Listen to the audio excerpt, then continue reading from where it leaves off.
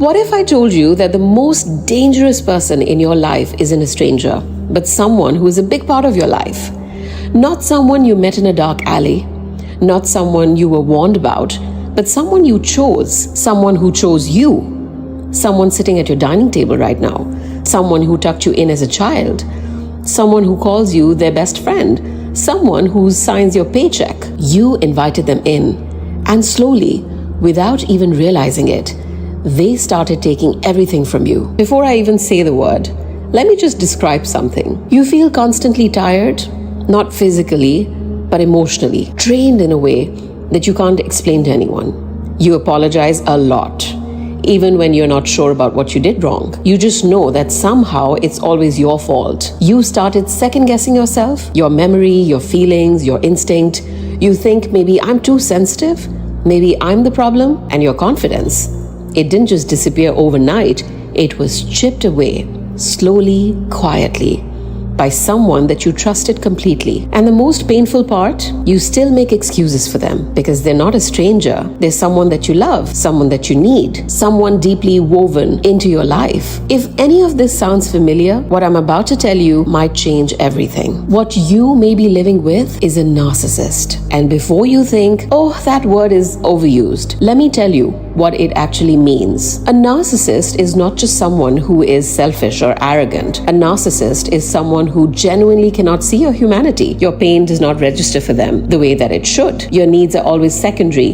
Your feelings are always inconvenient. And here is what makes them truly dangerous. They are often the most charming person in the room, the most generous in public, the most loving in front of others. It is only behind closed doors or in quiet moments that the other side shows up. And they do not come with a warning label. They come with a smile. They come with gifts. They come with words that make you feel chosen. They could be your spouse, your mother or your father, your best friend, your boss, your colleague, even your own child. So how do you know if you're living with a narcissist? These could be the signs, and listen carefully, because you might recognize someone in every single one of these. The first one, everything is always your fault. No matter what happens, the blame finds its way to you. In an argument or a fight, your spouse says, "You made me react this way." Your parents would probably say, "After everything I sacrificed for you." Or maybe your boss would say, "The whole team suffered because of you." Or your friend would turn to you and say,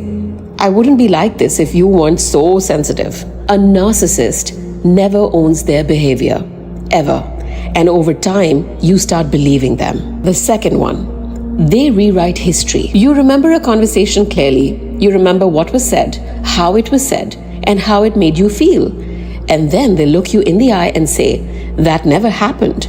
You're imagining things. You're just too emotional." This is called gaslighting. And this is one of the most quietly devastating things a person can do to another. Because eventually, you stop trusting your own mind. The third sign, empathy is completely absent. You come to them upset, broken, needing to be heard, and somehow within 2 minutes, the conversation is all about them. Your pain becomes their inconvenience, your tears become your weakness, and you walk away feeling guilty for even bringing it up. A narcissist cannot sit in your pain with you. It makes them uncomfortable, so they dismiss it, minimize it, or turn it around. Real love requires empathy, and this is not that. The fourth sign, they feed on admiration. They need to be the smartest in the room, the most successful, the most admired. Your boss takes credit for work that you stayed up all night finishing. Your friend only calls you when they need an audience, never when you need a listener. And if you ever outshine them, even slightly, something shifts. They become cold, competitive, resentful, because to a narcissist, your success is a threat. The fifth sign, one day they're the most loving person that you have ever known, and the next, complete silence, cold eyes, as if you don't exist.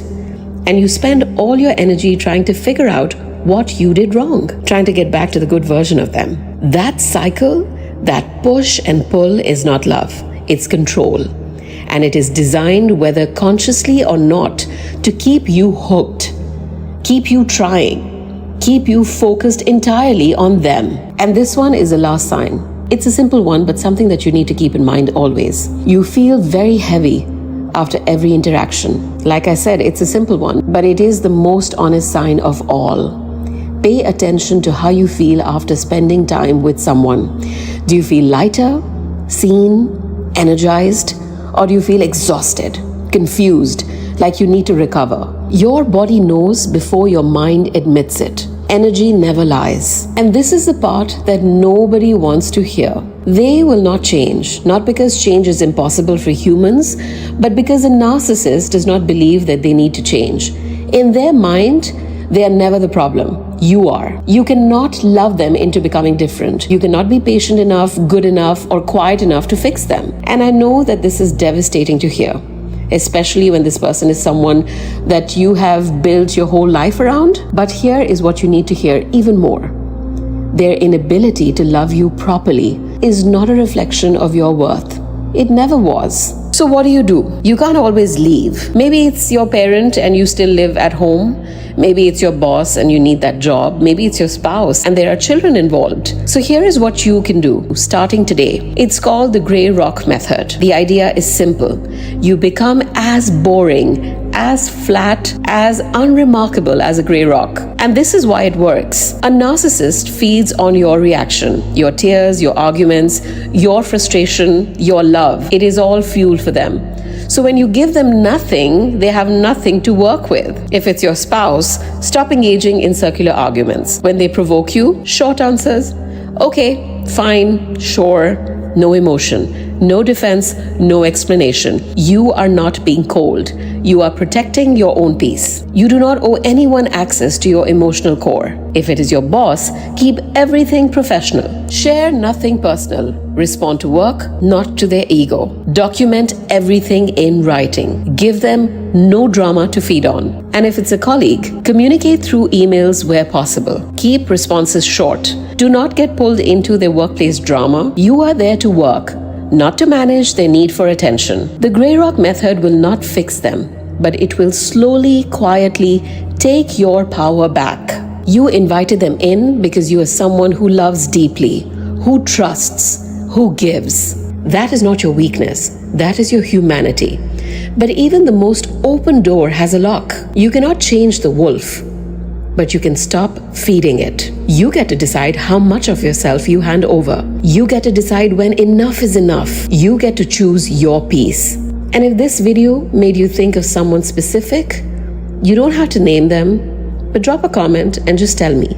Is it a spouse, your parent, your friend, your boss, or your colleague? Because you're not alone, and you never were. This is the shift. And I'll see you guys in the next one.